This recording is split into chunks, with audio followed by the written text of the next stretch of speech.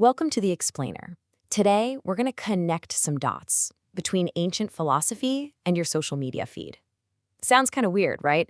But the idea here is that every single time you react to a video, you're not just watching. You're actually, you're shaping your own future. Okay, so let's dive right in with something we've all done. You're scrolling, you see one of those epic fail videos, and you laugh. I mean, what could be more harmless, right?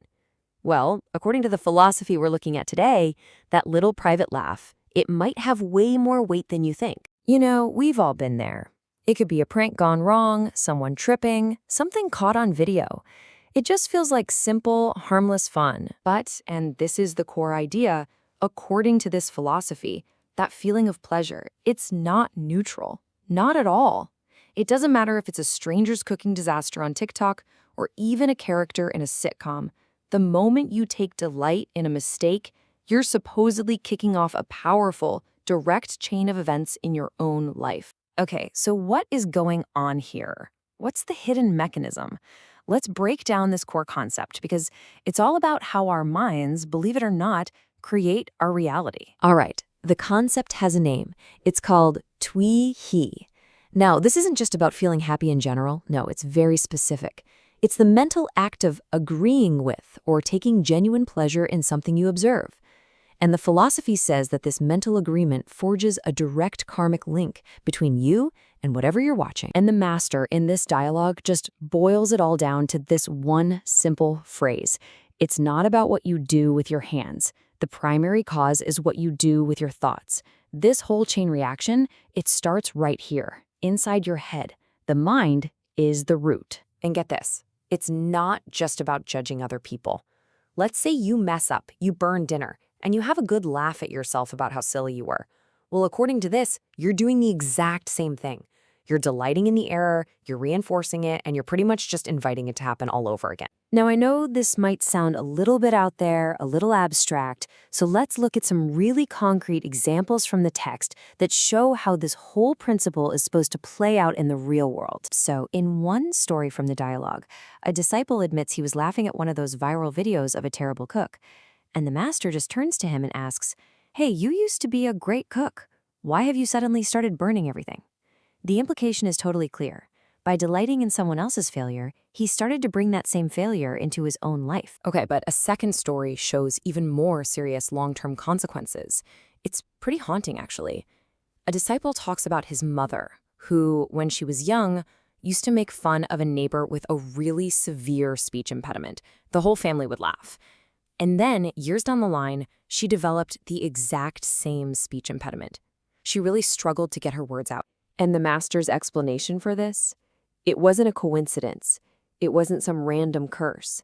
He said that by repeatedly delighting in that affliction, she was, without even knowing it, practicing it. She was adopting it for herself. His exact words were it was self-chosen, self-trained. This way of thinking even sets up a kind of hierarchy of consequences. You've got the person who posts a foolish video just for clicks and laughs. They're called the number one fool. But what about the viewer who watches and laughs and enjoys it? Well, they're not off the hook. They become the number two fool because they are directly sharing in that negative energy and outcome. And it even applies to fiction, which is fascinating. A disciple is cheering when the hero of a story, Sun Wukong, kills a demon. He's like, "Yeah, good kill!" But the master stops him and asks, "Why do you feel so much pleasure in that?" The analysis is that the demon's biggest flaw was wanting a huge reward, immortality, without putting in the work.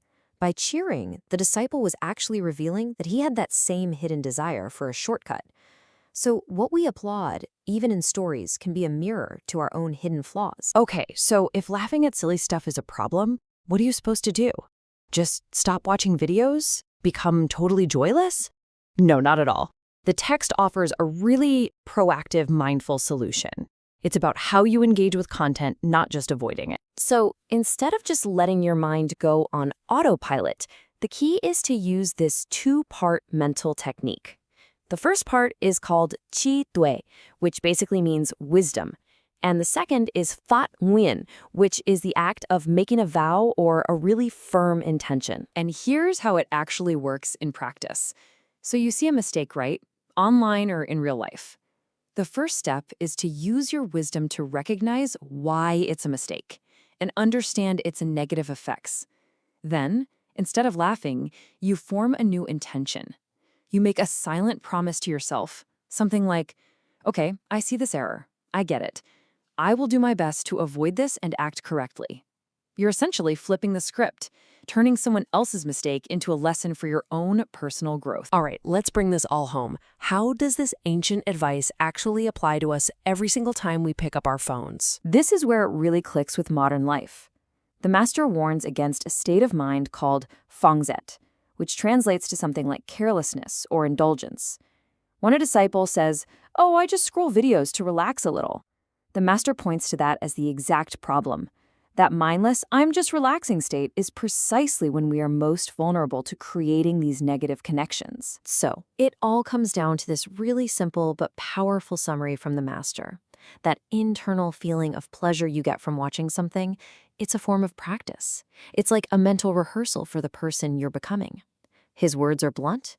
You see something, you take pleasure in it, and you will become that person. And that's the final thought we want to leave you with. This whole perspective, it reframes how we think about consumption. It's not passive. It's an act of creation. It gives you the power to be more conscious, more mindful, and way more intentional about the world and the person you're building with every single click, every view, and every laugh.